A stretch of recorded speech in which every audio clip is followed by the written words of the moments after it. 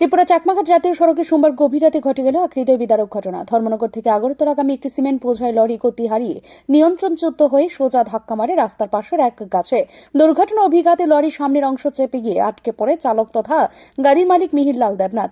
মৃত্যু আর জীবনের মাঝখানে তখন তার কান্না আর্তনাদ আর অনুনয়, আমায় বাঁচান। কিন্তু সেই আকুতি পৌঁছালো না প্রশাসনের বুকে। প্রায় 7 থেকে 8 ঘন্টা পর্যন্ত অচল, অকার্যকর এবং দেরিতে পৌঁছানো উদ্ধার ব্যবস্থা একেবারে মাটি করে দেয় একটি জীবন বাঁচানোর সম্ভাবনা। চাকমাঘাটের অ্যাক্সিডেন্টটা হয়েছে আর কি। কটার সময় ছিল? ধরুন মাত্র 3:30 4টা মনে কাছে আমরা তো অ্যাক্সিডেন্ট টাইম দেখছি না। কল পাই আমরা আইলাম, আয়া দেখি গাড়িটা ওই রং সাইডে আয়া ওই গাছের সঙ্গে আয়া বাড়ি খাইছে আর কি। আয়া ড্রাইভার একদম কলাপস হয়ে একদম চেপে গেছে গাছের মধ্যে। এটা যখন আমরা রেস্কিউ করার লেগে আমরা কাজ চালিয়ে আছি।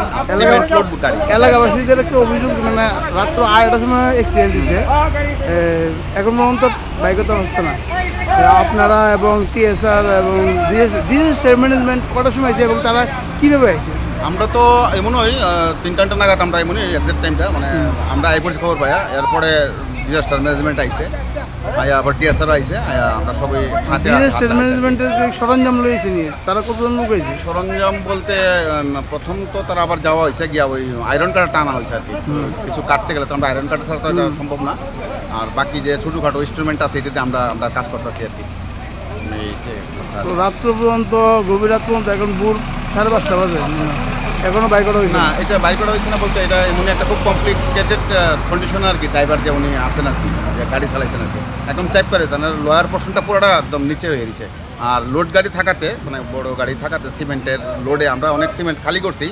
আর এখনো কাজ চালাইতেছি, উদ্ধার কার্য চালাইতেছি। সিমেন্টটি খালা করলে এরপরে ওই ড্রজার বাইক করা হইব।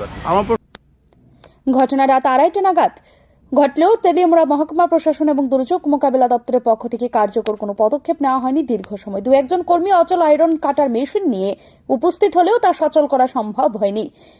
জনৈক প্রশাসনিক আধিকারিক দুর্ঘটনা প্রায় 7 ঘন্টা পরে এসে ঘটনাস্থলে পৌঁছান। সে সময় শত শত মানুষ উপস্থিত থাকলেও কেউ কিছু করতে পারেনি। সকলেই ছিলেন বাকরুদ্ধ, অসহায়। অবশেষে সকাল 9:40 নাগাদ চালকের মৃতদেহ উদ্ধার করে নিয়ে যাওয়া হয় তেলিয়ামুড়া মহকুমা হাসপাতালে। তখন আর কিছুই করার ছিল না। আমি তো যা শুনলাম 2:30টার দিকে ঘটনাটা হয়েছে।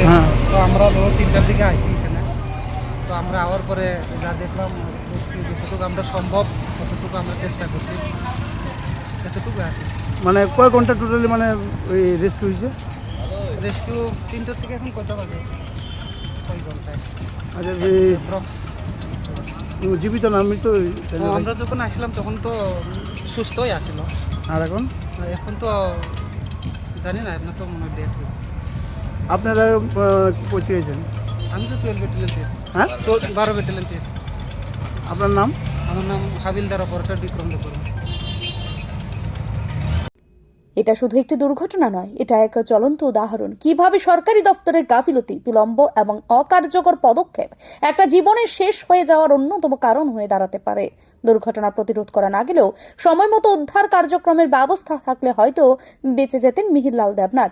এই ঘটনার পর শুধু একটাই প্রশ্ন ঘুরপাক খাচ্ছে, কতটা প্রস্তুত আমাদের দুর্যোগ মোকাবেলা দপ্তর, আর কত প্রাণ গেলে জাগবে প্রশাসনের মানবিকতা? ব্যুরো রিপোর্ট, ঋদ্ধি নেটওয়ার্ক।